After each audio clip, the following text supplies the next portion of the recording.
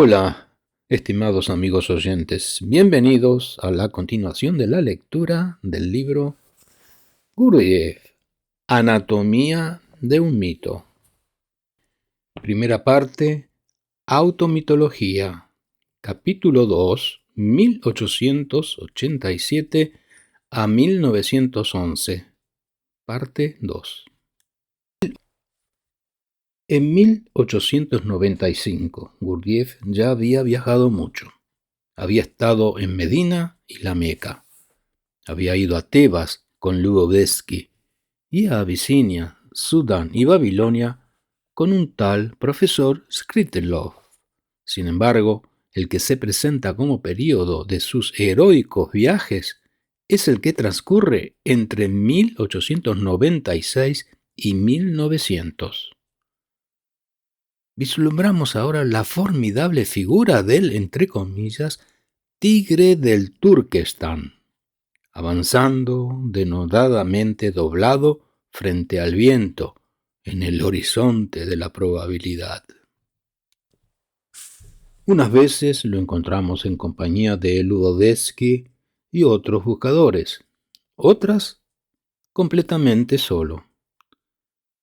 Intermitentemente podemos seguirlos a Tabriz, Turkestán, Orenburg, Sverdlovsk, Siberia, Bojara, Merv, Kafiristán, el desierto de Gobi, Charzou, el Pamir y el norte de la India.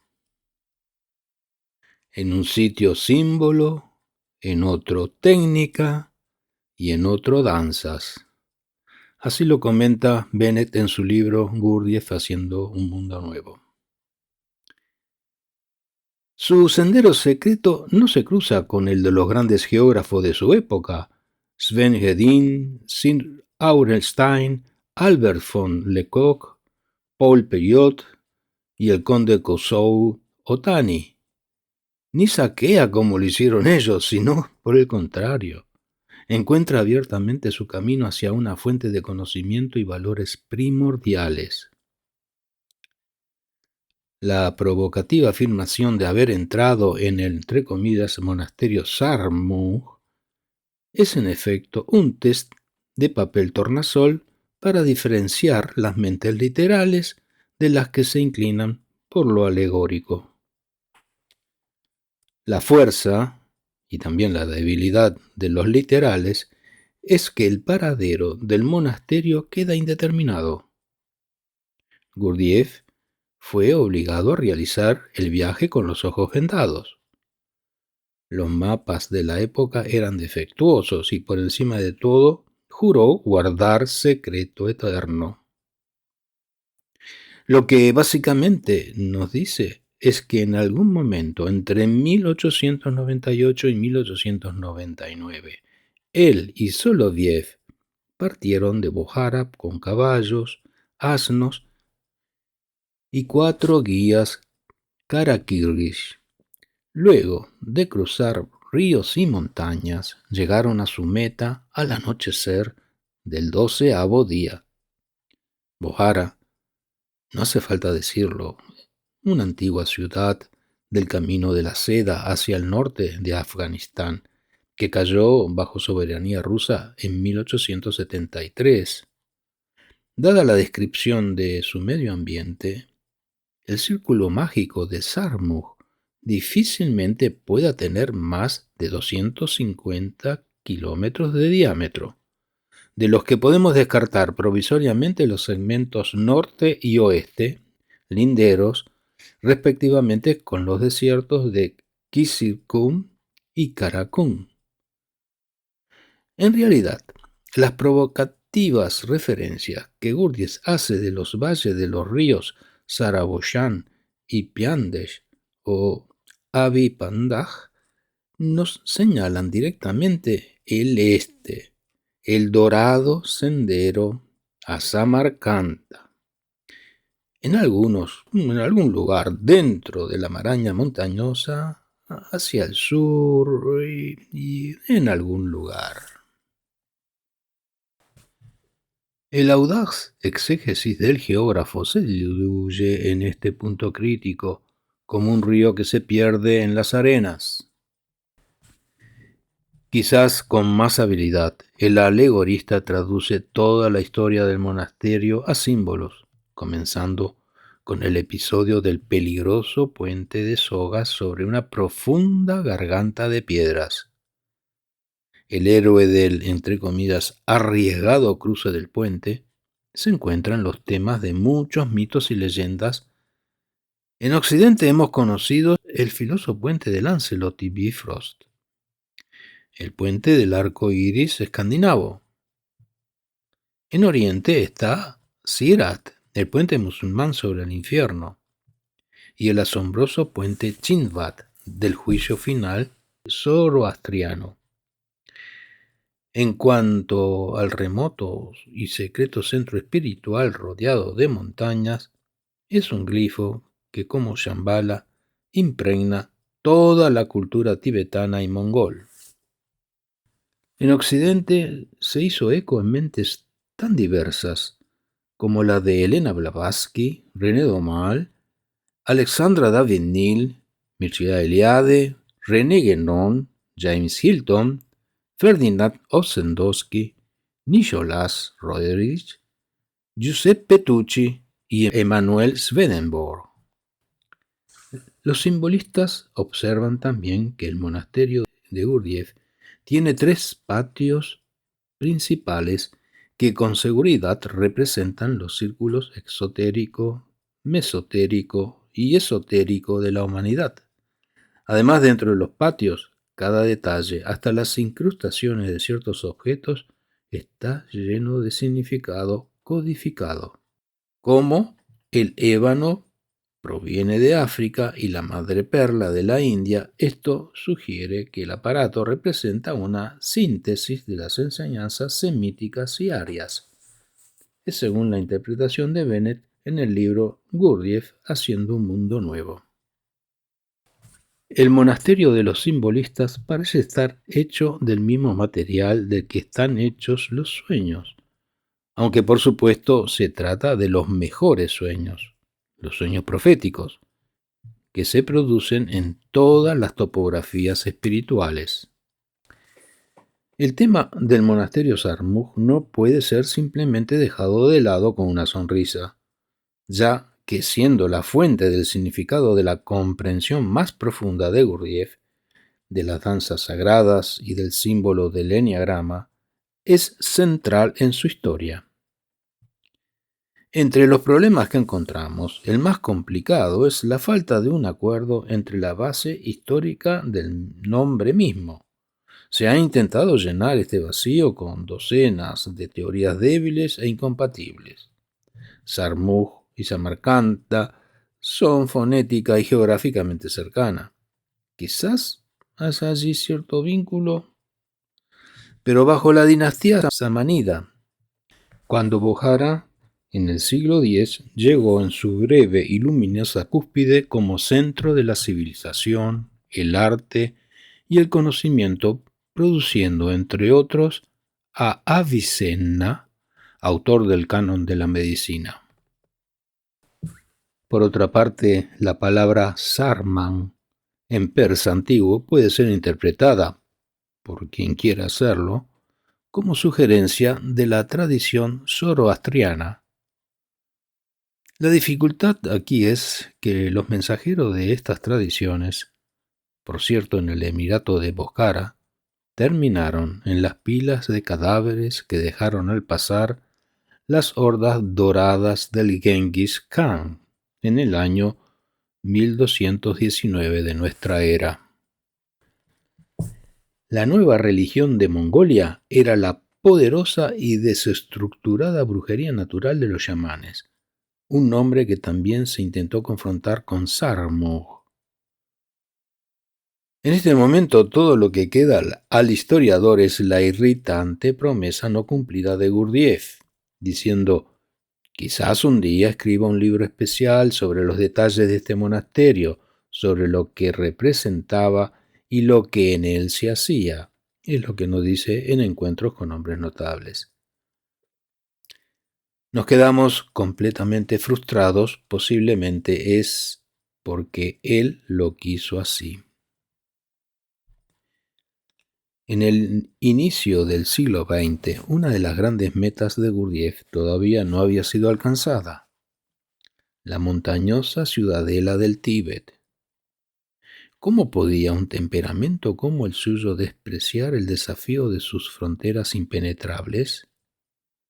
¿Cómo podía resistir su potente y tentadora mezcla de prácticas mántricas, tántricas y múdricas? Su mezcla sacerdotal de misticismo sibaíta, magia y demonolatría. ¿Cómo no sentiría el magnetismo emergente de la existencia misma de la ciudad prohibida de Lhasa y los monasterios de Drepung, Sera y Ganden? Esos vastos hormigueros sagrados en los que la rueda de la plegaria y los gongs giran constantemente y en donde, en una atmósfera de incandescencia espiritual increíble y suciedad material, se ocultaron tantos antiguos secretos. No podía. Afortunadamente no tuvo necesidad de renunciar a ello, ya que su meta personal concordaba perfectamente con la utilidad política.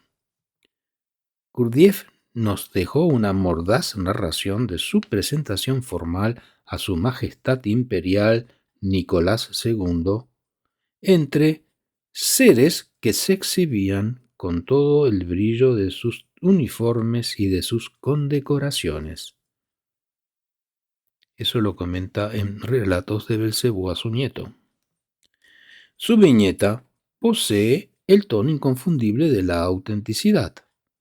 Podríamos sacar la conclusión de que a través de los años Gurdjieff se había transformado en un peón zarista jugando al incansable, entre comillas, gran juego que se desarrollaba entre los rusos imperialistas y el reinado británico, compitiendo por la influencia en Afganistán, Chitral y Cachemira. Todo peón blanco que avanzara ahora hacia la plaza tibetana obtendría los rublos, los papeles y el equipo necesarios. Dado su conocimiento de una amplia gama de lenguas y sus características grego-armenias, la mejor opción era entrar por el noreste, disfrazado de un budista transcaspiano, un kalmuk de Astracán. El biógrafo especulativo podría entonces, razonablemente, suponerlo escalando el paso Muztagh en la primavera de 1901. Durante un año o más anduvo por el Tíbet superior, ocupándose de los lamas de, entre comillas, sombrero colorado.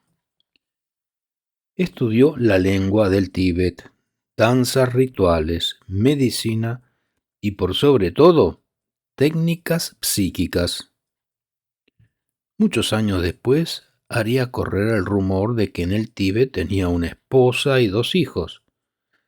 Sea cual fuera la validez de este idilio familiar, se hizo añicos en 1902, cuando, en medio de una oscura refriega entre clanes montañeses antagónicos, Gurdjieff fue, entre comillas, alcanzado por una segunda bala maligna, que nuevamente lo puso al borde de la muerte.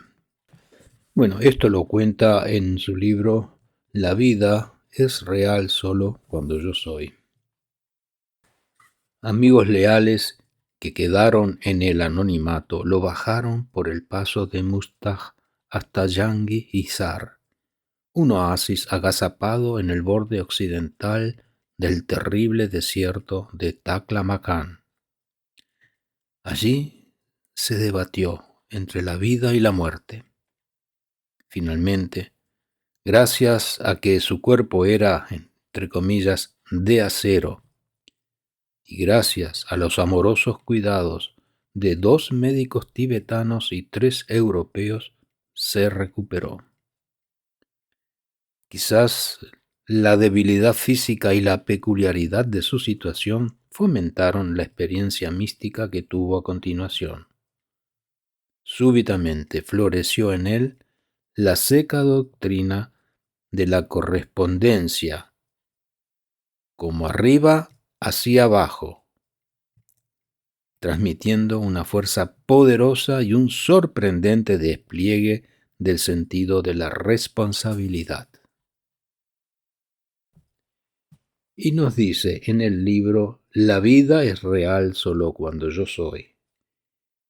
Él es Dios, y por consiguiente, también yo soy Dios. Las mismas posibilidades e imposibilidades que Él tiene con referencia a la presencia entera del universo, yo debo tenerlas con referencia a la presencia que me ha sido confiada. Lo que a Él le es posible e imposible en el dominio del gran mundo, debe serme posible e imposible en el dominio de mi pequeño mundo. Esta percepción vivificante iba a impregnar todo su pensamiento futuro, iluminaría su pregunta acerca de la vida orgánica e intensificaría su larga y esforzada búsqueda de autodominio.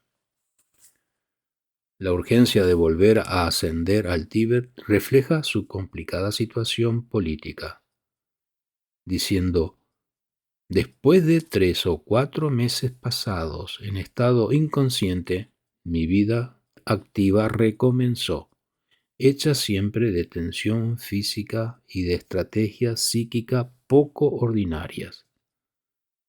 La vida es real solo cuando yo soy. Los eventos externos se iban acelerando. El 5 de julio de 1903, Sir Francis Edward Young Husband cruzó la frontera Tíbet-Sikkim con un pequeño ejército, pero vigoroso, impulsado por sentimientos patrióticos, un profundo amor místico por los lugares desolados y el capricho personal de exterminar a todos esos inmundos lamas egoístas y lascivos. El grupo que en Tíbet se le oponía desesperadamente está tan poco iluminado por la historia que solo queda el recuerdo de su extraordinario líder, el Tzanik Khampo, Advan Gurdjieff. Pero se puede sospechar la presencia de Gurdjieff profundamente escondido en algún lugar. Las violaciones de Lhasa en 1904 no le producen sino dolor. Guarda silencio en relación a la caravana de 700 soldados tibetanos enfermos que fue arrasada en Gurú por las armas de Junghusband en un ataque que duró menos de un segundo. Ellos y sus ancestrales espadones y sus patéticos arcabuces de mecha, tan finamente adornados con turquesa y coral, pertenecen a la historia irredimible del crimen. Gurdjieff protesta amargamente, pero por la muerte de un solo hombre, un lama iluminado cuya muerte inesperada quebró de manera irrecuperable una línea iniciática única, cuyo origen se remonta al siglo XVIII, con Padma Sambhava, el padre del tantrismo tibetano, y presenta este evento aparentemente pequeño como el origen de extraordinarias calamidades. Si bien esto puede parecer puro elitismo, el Gurdjieff de 1904 había estado sometido a gran agitación y angustia en Armenia y el Tíbet. Percibía al hombre en su estado de sueño profundo, sufriendo ciegamente y sin objetivo alguno, desgarrado por la guerra y las pasiones, arruinando todo a su alrededor. Y sin embargo, debido a un extraño defecto de su naturaleza, continuaba aferrado ingeniosamente a los instrumentos de tortura y a los patrones de la traición. concebía todo esto como el horror de la situación. Esto los cuenta en Relatos de Belcebú a su nieto. Y anhelaba entender e incluso desafiar el terrible proceso de la guerra y la historia sobre la que se basa. Se había propuesto encontrar a toda costa el medio de destruir en los hombres la predisposición a caer fácilmente bajo la influencia de lo que se llama hipnosis de las masas. Así lo dice en La vida real, solo cuando yo soy. Experimentando como nunca antes el impulso visceral llamado amor a sus semejantes, amplía su meta de manera correspondiente. Una compasión despiadada acompañará en adelante la sabiduría. El corazón suavizará la visión. La comprensión será seguida de intervenciones benévolas. Con irónica autodesaprobación se burla de los dos gusanos devoradores, entre comillas, de mi curiosidad. Pero lo que está comprometido es más que curiosidad porque comienza a aspirar a su extraño ideal, el de, entre comillas, buen egoísta. La hidropesía que desarrolla en 1904 le obliga a abandonar las alturas del Tíbet y emprender el regreso a casa. Sus padres han abandonado Kars hace tiempo, retornando a la antigua casa de Alexandropol. Su padre, sereno y vigoroso, tiene ahora alrededor de 70 años. Su madre ha mantenido su integridad y sus hermanas florecen. Solo su bello hermano Dimitri está ausente, rompiendo corazones en Tiflis. Gurdjieff debe haber sido un hijo y un hermano extraño, enigmático, enérgico, imponente, vulnerable y sin un lugar estable en la vida y aparentemente soltero. Habiendo sido recibido y festejado como el hijo pródigo, descansa y se entretiene con pequeñas cosas. La imaginación le puede conceder encantadores atardeceres otoñales en el pequeño jardín de rosas y también hasta la gozosa práctica de los picos de la Manchuria y el valse Oshidanie en el órgano que le dio una de sus hermanas.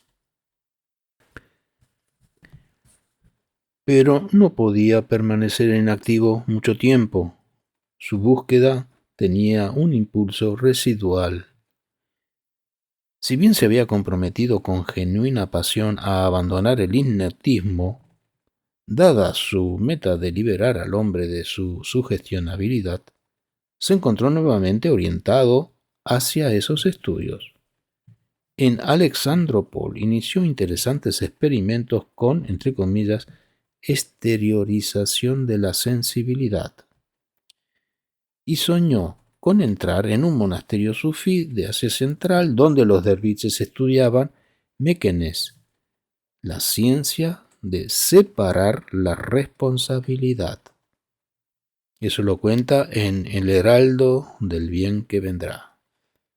Y finalmente, hacia fines del invierno de 1904, Gurdjieff se despide nuevamente de sus padres, pero ya sea por justicia poética o pésima mala suerte, cae inmediatamente víctima de la psicosis revolucionaria que reina entre la vicerrealeza caucasiana, igual que en todas las regiones del vasto imperio del zar.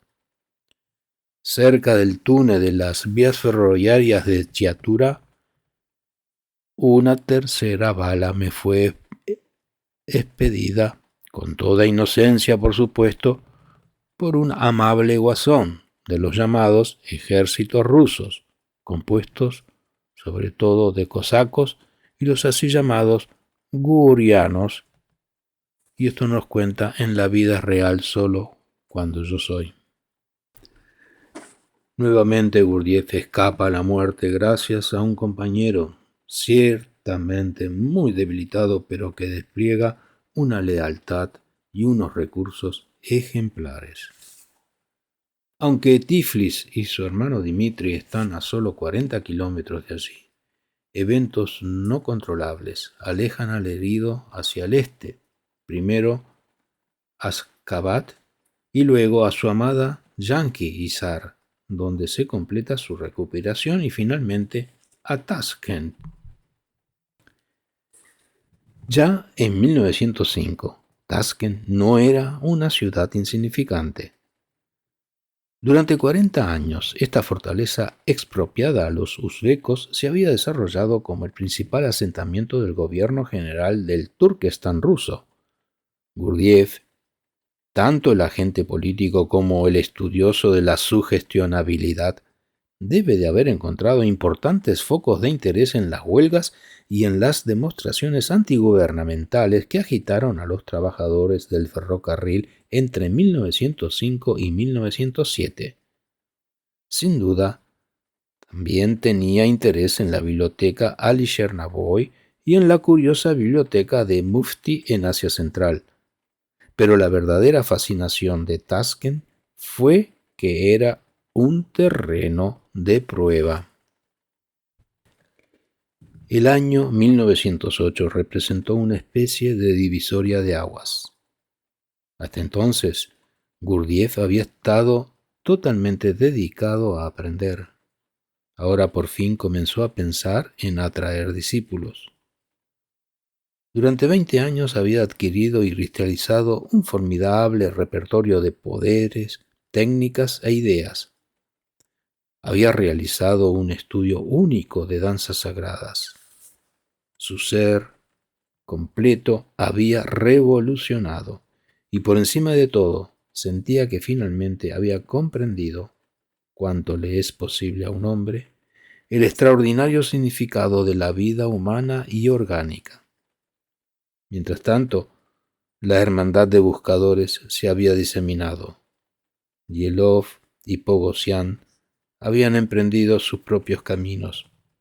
Soloviev había muerto en el desierto de Gobi. También había muerto Piotr Karpenko en Rusia. Y el príncipe Lubovsky había emprendido el camino de la muerte consciente en el monasterio Olman.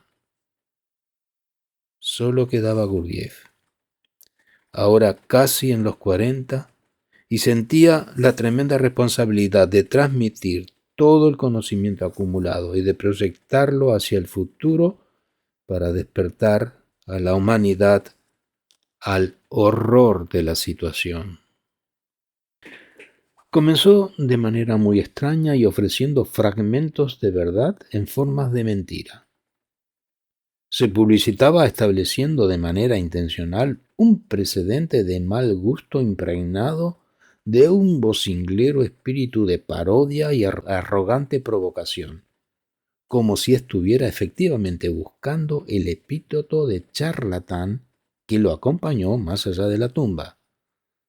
Se ofrecía como hipnotizador profesional, curador de alcoholismo, drogadicción y desórdenes sexuales, profesor instructor de ciencias sobrenaturales y maestro en la evocación de fenómenos del más allá. Su jurisdicción ciertamente era la adecuada en la vieja Tashkent.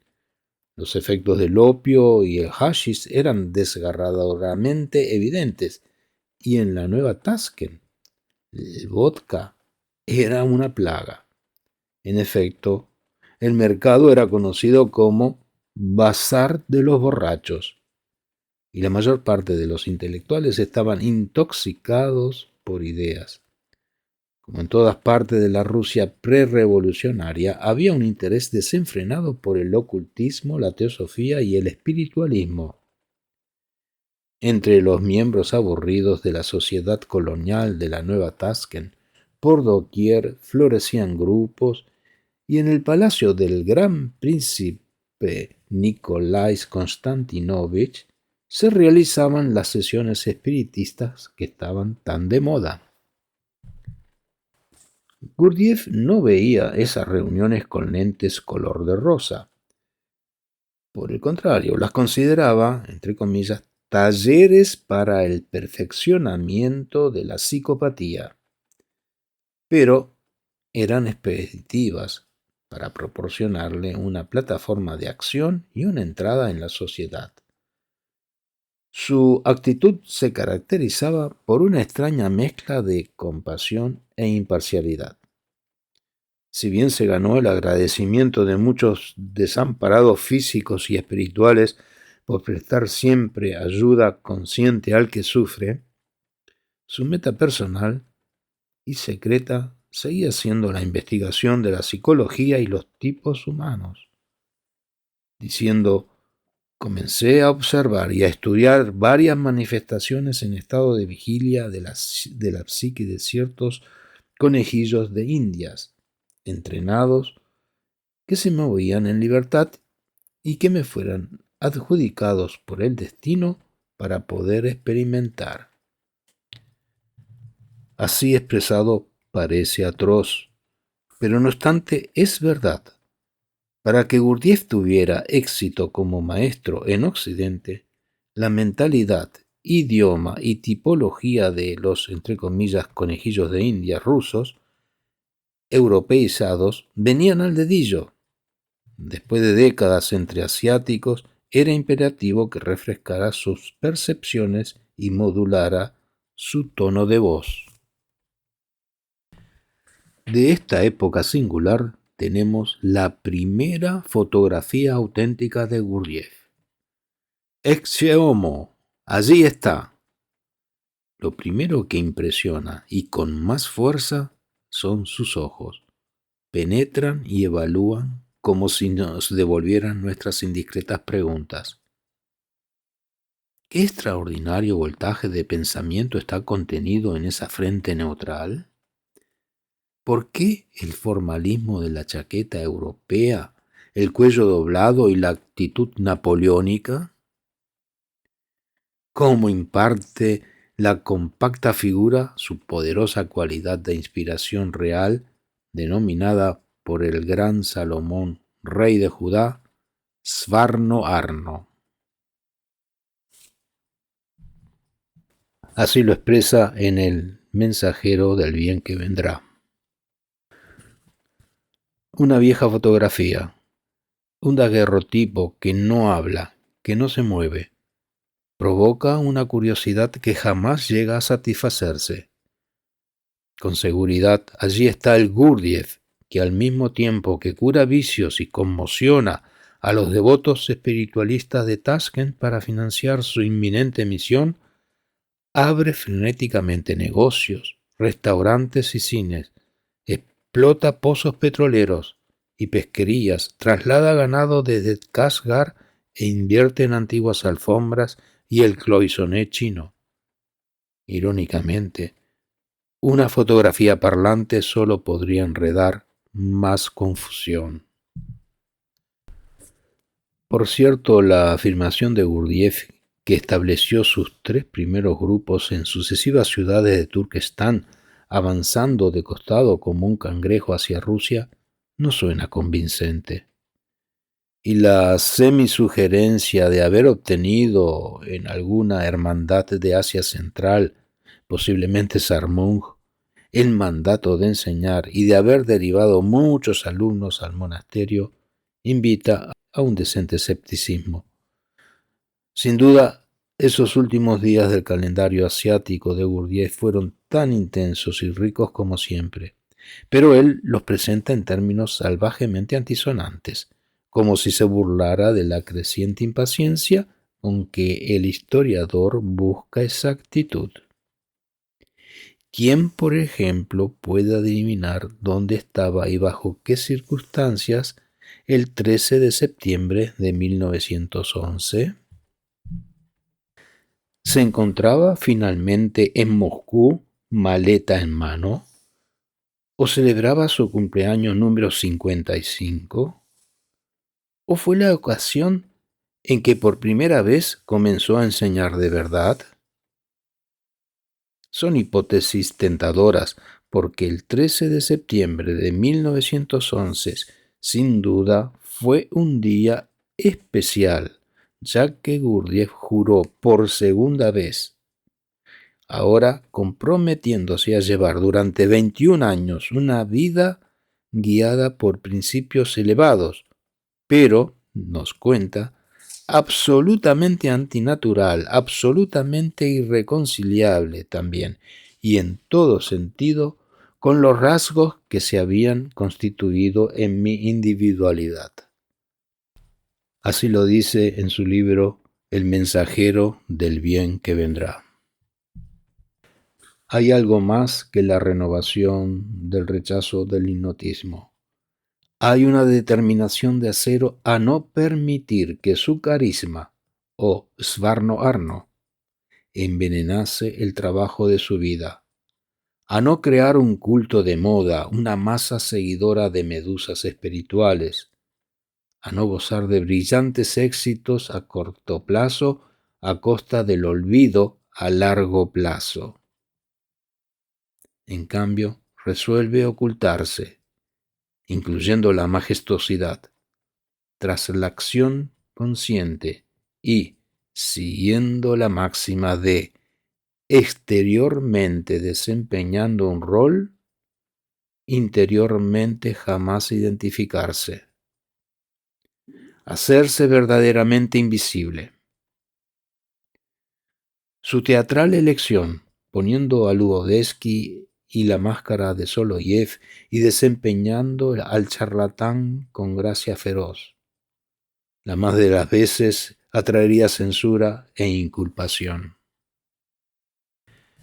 Es un pasajero muy extraño, en verdad, el que llega a la estación de trenes de Moscú, un bodhisattva moderno que entra en la ciudad prodigando bendiciones, un profeta con bigotes que lleva en su maleta un poderoso mensaje urgente y radical, un vendedor de alfombras ideológicas que ha entretejido ingeniosamente todos los preciosos y heterogéneos fragmentos de conocimiento reunidos con sus amigos. Por fin, como el vapor de la máquina, el mito se evapora y la historia revela a George Ivanovich Gurdjieff, como dice Margaret Anderson, moviéndose como un ser separado de los demás hombres, transmitiendo en su presencia el peso de su función y de su obligación, sin ser advertido por la muchedumbre que al no percatarse no le abre paso.